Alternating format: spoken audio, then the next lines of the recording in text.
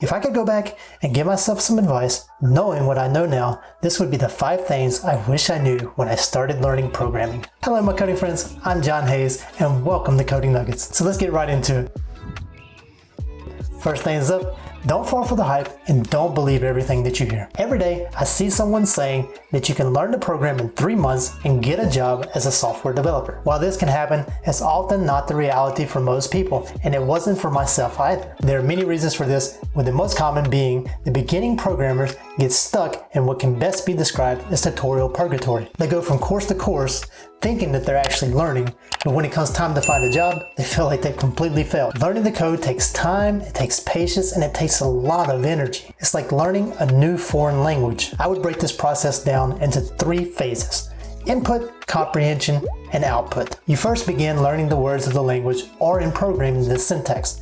This is the input phase. Then you begin to comprehend what you're actually learning. Things become clearer as time progresses, but you still haven't properly started speaking the language. This is where most people get stuck, and hence tutorial purgatory. Although you're coding along and creating projects, you're not actually retaining what you're learning. Now I've created an entire video describing my learning process and how you can finally retain what you're learning. You can find that video in the link above. When you finally reach the output phase, this is when you can begin to flourish and excel. The rocket fires and takes off, building speed until it reaches the vastness of space where anything can exist. With that being said, prepare for the long haul and don't let yourself get down if it takes longer than expected.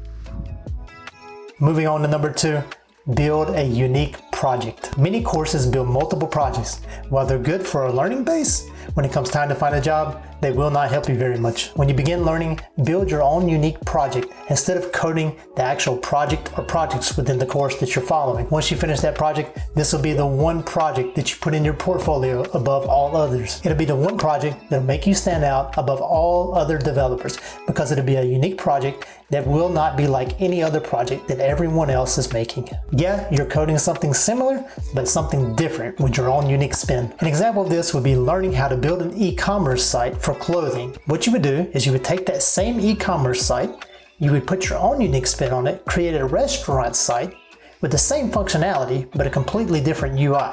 So basically, the page, when you would go to it, would be a completely different design, but it would have the same functionality on the back end, or the things that you wouldn't see. Then as you learn new things, add that functionality into your restaurant project.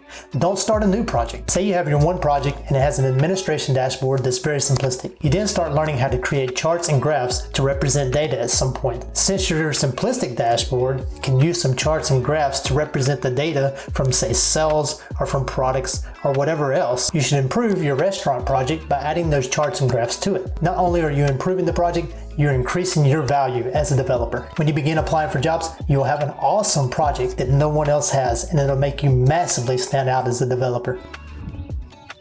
Moving to number 3, specialize. After a while, you'll begin to know what you like and what you don't like. What I mean by this is that you'll learn what languages, libraries, and frameworks excite you most. This could be JavaScript, Python, C, C#, C++, Dart, Swift, or any other language. It's very important to focus on only one language when you reach this point. Once you have that figured out, you can begin specializing in one very specific area of that language. If you're learning JavaScript, your specialization could be in React, it could be in Vue, it could be in Angular, it could be in TypeScript. If you're learning Python, you could be in, say, Django. The important thing here is to specialize in a very specific area of that language and not in the language as a whole. There are tons of broad language developers out there. Don't be one of them. In the end, it's your own choice, and this is only what I would go back and tell myself if I could. On to number 4, learn marketing. I believe that marketing is the number 1 skill that anyone can learn, whether you're learning to program or not. Now you might ask yourself, why in the world would I learn marketing if I'm trying to learn how to program? Think about it this way. If you can't market yourself and your abilities, how is anyone going to find out who you are and what you can offer them? When you learn marketing, you can apply that to everything that you do. Whether it's applying for jobs, creating a software as a service to sell, working as a freelance developer, or heck, even dating. Learning how to get attention and provide value is very, very important. Let's take getting a job for example. You have to first create your brand.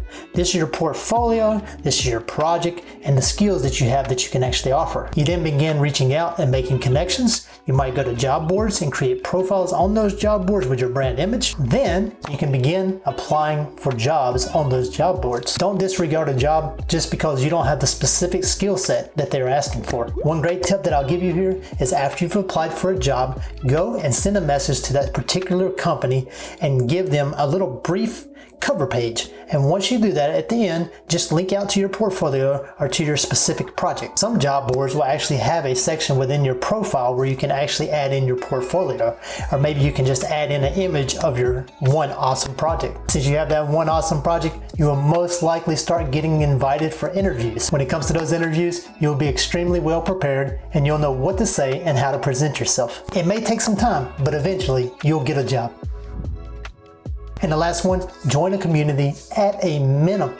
After you do, and if you're adventurous, you can create your own community. There are many excellent communities out there, and the best part about it is that you can communicate with other developers who share the same passion as you do. You will make many new friends, and it can eventually lead to a new job or even new clients if you freelance. The most important and the number one best thing about being a part of a community is that when you get stuck, you can always ask for help. Being a part of a group or a community is one of the absolute best things that you can do when you're learning the program. If you're going to create your own community, that can bring you a ton of joy. I started this YouTube channel to help others and to share my knowledge or wisdom or whatever you want to call it. Reading the comments and watching this channel grow is such a huge motivation, and I am so happy that I started this channel. The only regret that I have is that I didn't do it from the beginning, but I wouldn't be meeting all of you amazing people who are now becoming my friends. I hope you enjoyed this video. I really want to provide you with great value, and I'll see you soon.